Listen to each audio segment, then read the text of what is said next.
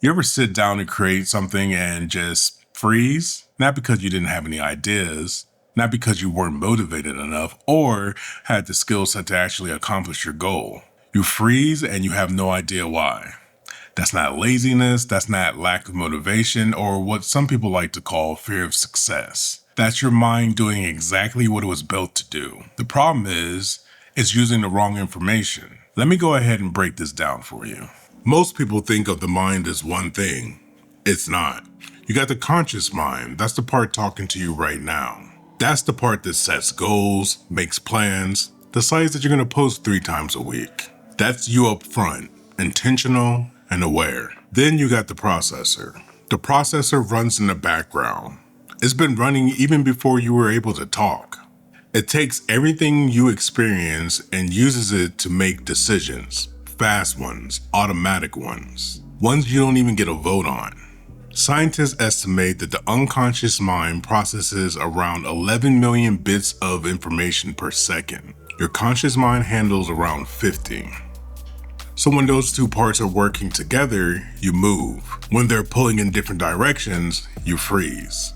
The processor has one job: to keep you safe. And it does this by storing information from your past and using it to predict what's coming. Every experience you've had, every time something felt off, or every time something went wrong, it's all stored. And here is where it gets interesting for content creators. Maybe you posted something early on and it flopped. Maybe somebody dismissed your idea before you were even able to finish a sentence. Maybe you grew up in a house where being seen felt risky.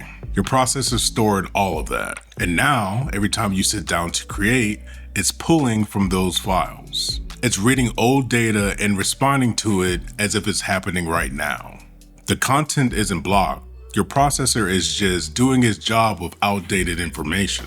There's another layer here that I want to call out directly. A lot of Black content creators are carrying more than just personal history in that processor. Society has been sending us messages of who we are and where we belong our whole life.